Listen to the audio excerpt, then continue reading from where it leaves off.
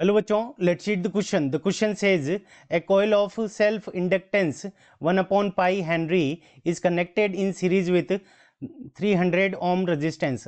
A voltage of 200 volt at frequency 200 hertz is applied to this combination.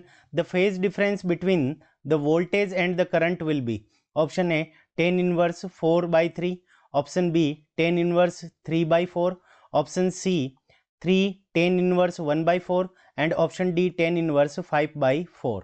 ठीक है बच्चों, सो हमें क्या निकालनी है, फाई की वैल्यू फाइंड आउट करनी है कि फेज डिफरेंस कितना होगा। सो इस क्वेश्चन को करने के लिए हम क्या करेंगे, की कॉन्सेप्ट अप्लाई करेंगे। सो की कॉन्सेप्ट, अब की कॉन्सेप्ट के अंदर हमारा जो की कॉन्सेप्ट हो जाएगा वो क्या हो जाएगा कि जो हमारा सेल्फ इंडक्टेंस है, ठीक है, कोयल है, तो कोयल के अंदर जो हमारा जो वोल्टेज होता है वो क्या होता है, रेजिस्टेंस से यानी करंट से हमारा क्या होता है 90 डिग्री आगे होता है। तो यहाँ पे अगर मान लो इस डायरेक्शन में करंट है, सो यहाँ पे हो गई आई ओ, तो इस कंडीशन के अंदर हमारा क्या होगा कि वी आर यानी रेजिस्टेंस जो होगा वोल्टेज, वो रेजिस्टेंस के अंदर करंट के साथ में सेम फेज में रहता है, और जबकि जो कोयल के अंदर वो जो फेज होता है वो हमारा कितना होता है 90 डिग्री आगे हो जाएगा। तो यहाँ से ये हमारा है वी नॉट एल की वैल्यू, ये वी नॉट एल की वैल्यू है, और ये हमारी क्या है वी नॉट आर की वैल्यू। ठीक है, तो वोल्टेज क्या रहता है कि रेजिस्टेंस के अंदर सेम फेज में रहता है, और कोयल के अंदर जो वोल्टेज रहता है वो करंट से 90 डिग्री आगे, तो करंट इस डायरेक्शन में है तो जो वोल्टेज है वो हमारा इस डायरेक्शन के अंदर हो जाएगा। तो मान लेते हैं कि इन दोनों का जो रिजल्टेंट है वो कुछ इस तरह से जाएगा। सो इसके लिए हम जो डायग्राम बना सकते हैं वो इम्पीडेंस के लिए भी ये डायग्राम ड्रॉ हो सकता है। तो इस कंडीशन में यहाँ पे इस डायरेक्शन के अंदर आर हो जाएगा, और इस डायरेक्शन के अंदर हमारा क्या हो जाएगा एक्स एल हो जाएगा। तो यहाँ पे ये जो हमारा है वो किसकी डायरेक्शन हो जाएगी, जेड की डायरेक्शन हो जाएगी, और ये एंगल हमने क्या मान लिया फाई हो गया, ये हमारा क्या हो गया फाई। तो इस कंडीशन के अंदर हमें क्या निकालनी है, फाई की वैल्यू ही निकालनी है। तो यहाँ पे हमारा जो की कंसेप्ट के अंदर जो फॉर्मूला बनेगा वो क्या बन जाएगा टेन फाई।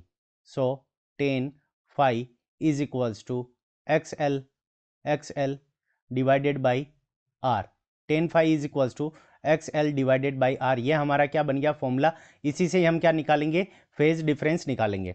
अब देखो एक्स एल की जो वैल्यू होती है हमारी X L, so X L is equals to, तो X L is equals to हमारा क्या होता है ओमेगा मल्टीप्लाइड बाई एल।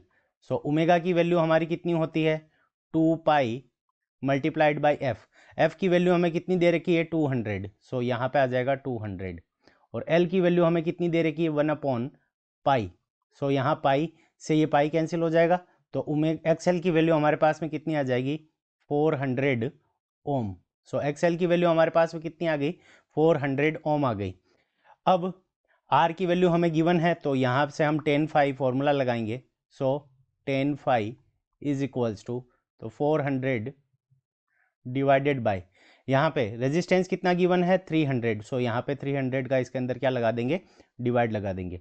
सो 300 दो जीरो से ये दो जीरो कैंसिल हो जाएंगे, तो हमारे पास में जो फेज डिफरेंस आ जाएगा phi is equals to 10 inverse, phi is equals to 10 inverse 4/3। So phi की वैल्यू आ गई हमारे पास में, phase difference phi is equals to 10 inverse 4 divided by 5। अब 10 इनवर्स 4 डिवाइडेड बाई 5 हमें जो जिस ऑप्शन में गिवन है वो करेक्ट हो जाएगा। अब देखो हमें ये कौन से ऑप्शन के अंदर गिवन है, ऑप्शन ए में गिवन है। So option A is the correct answer of this question. I hope you understood it well. Best of luck, thank you.